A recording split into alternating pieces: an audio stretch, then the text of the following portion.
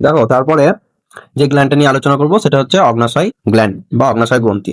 আগেই এটা আমি বলেছিলাম আগেই যে অগ্নাশয় গ্রন্থি হচ্ছে মিক্সড গ্ল্যান্ড, মানে মিশ্র গ্রন্থি।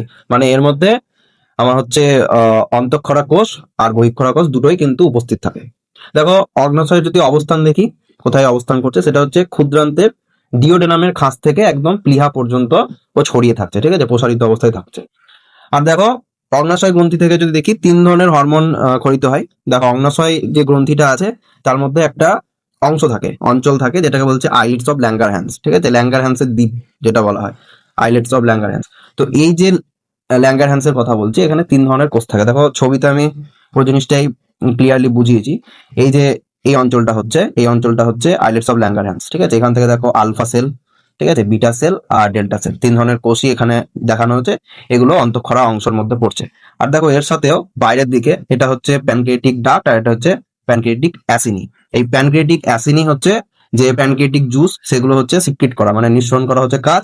আর দেখো প্যানক্রিয়েটিক যে ডাক্টটা রয়েছে, এটা হচ্ছে এই যে অ্যাসিনি থেকে খরিত যে এগুলো এনজাইম গুলো খরিত হলো সেটাকে বয়ে নিয়ে যাওয়া, মানে বহন করার কাজ হচ্ছে প্যানক্রিয়েটিক ডাক্টের কাজ। তাহলে দেখো বহিঃক্ষরা অংশ আর অন্তঃক্ষরা অংশ দু ধরনের অংশই থাকছে, তার জন্য একে মিক্স গ্ল্যান্ড বলা হচ্ছে। তো দেখো বিটা সেল যেটা, সেই বিটা সেল থেকে বা বিটা কোষ থেকে ইনসুলিন হরমোন খরিত হয়, আলফা কোষ থেকে গ্লুকাগন, আর হচ্ছে ডেল্টা কোষ থেকে সোমাটোস্ট্যাটিন। এই তিনটে হরমোন মোটামুটি খরিত হয়। দেখো তার মধ্যে ইনসুলিনের প্রথম কাজ বলবো। দেখো ইনসুলিন হচ্ছে মেন কাজ, যদি ইনসুলিনের আমাকে বলতে হয়, সেটা হচ্ছে রক্তে গ্লুকোজের মাত্রাকে কমিয়ে দেওয়া, ঠিক আছে, অতিরিক্ত হয়ে গেলে সেটা কমিয়ে স্বাভাবিক করা হচ্ছে মেন কাজ। মানে গ্লুকোজ বিপাকের তো সক্রিয় ভূমিকা পালন করছেই, তার সাথে যেটা মেন কাজ সেটা হচ্ছে রক্তে গ্লুকোজের পরিমাণ অতিরিক্ত হলে তাকে কমিয়ে স্বাভাবিক করা।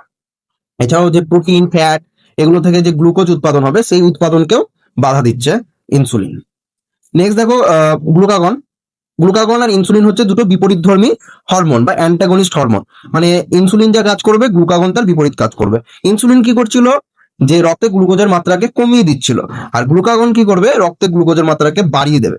যকৃতে সঞ্চিত গ্লাইকোজেনকে ভেঙে গ্লুকোজ তৈরি, তারপর হচ্ছে অ্যামাইনো অ্যাসিডকে গ্লুকো নিওজেনেসিস প্রক্রিয়াতে ভেঙে আমার হচ্ছে গ্লুকোজে পরিণত, মানে গ্লুকোজের পরিমাণটা বৃদ্ধি করছে সবসময়।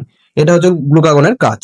তার জন্য এই যে ইনসুলিন আর গ্লুকাগন দুটোই উপস্থিত থাকছে বলে একটা ব্যালেন্স ক্রিয়েট হচ্ছে, ঠিক আছে। আর এইদিকে 3 নম্বর যে হরমোনটা রয়েছে যেটা ডেল্টা সেল থেকে নিঃসরণ হচ্ছে সেটা হচ্ছে সোমাটোস্ট্যাটিন।